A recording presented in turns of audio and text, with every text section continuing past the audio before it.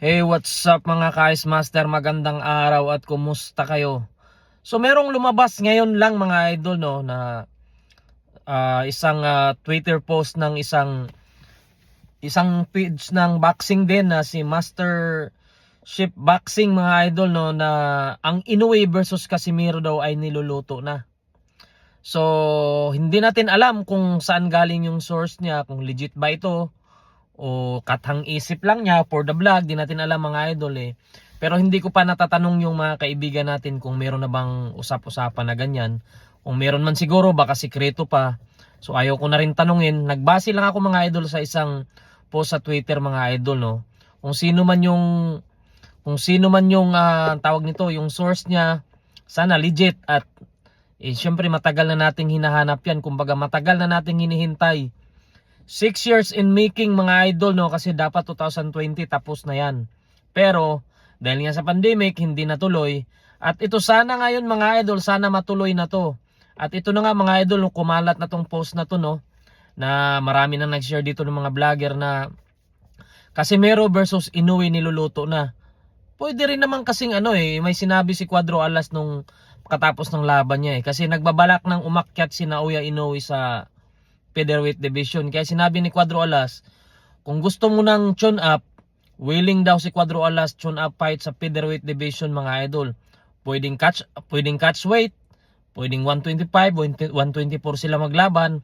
Basta importante maglaban sila mga idol no. So sana ito mga idol, kung sino mang may-ari nitong page na to na Master Ship Boxing mga idol, sana legit yung source niya at magkatotoo na talaga ito, kasi para sa akin, ito yung magandang laban na dapat masaksihan ng mga tao at dapat nangyari na talaga. Kasi kung matatandaan natin yung mga naunang laban ni Naoya Inoue kontra sa ating mga kababayang Pilipino, mismatch lagi.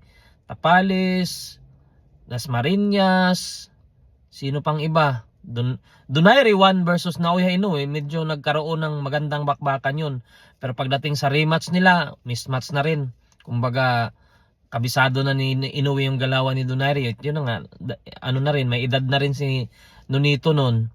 So, siguro itong laban na to mga idol, kapag matuloy to, maganda talaga to. Malalaman natin kung maibubuga ba si Cuadro Alas kay Naoya Inoue, or kakayanan ba ni Naoya Inoue yung Cuadro Alas naman, suntok ni Cuadro Alas.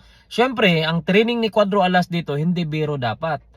Dapat bigyan siya ng magandang training, sparring partner, lahat mga idol, ibigay conditioning coach, kasi Naoya Inoue yan.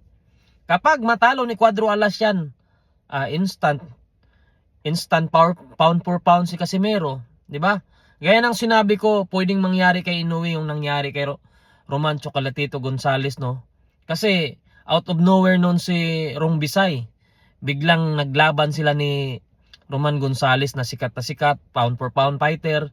Pero tinalo niya mga idol. Sa rematch nila, tinalo niya ulit by knockout. So kay Naoya Inoue, maaring mangyari din sa kanya yun. Dahil bakit? Alam naman natin si Casimero may power punch yan. Meron ding mataas ang ring IQ niyan. Matibay, hindi naman yan bagsakin mga idol no. Kumbaga marunong tumanggap ng suntok.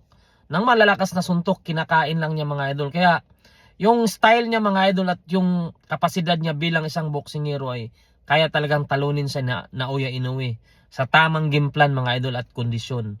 So yun lang mga idol, sana itong post na to magkatotoo, dahil kapag mangyari ito, matik, swerte tayong mga Pilipinong mahilig sa boxing at masaksihan natin yung laban na yan na matagal nang hinihintay ng lahat mga idol.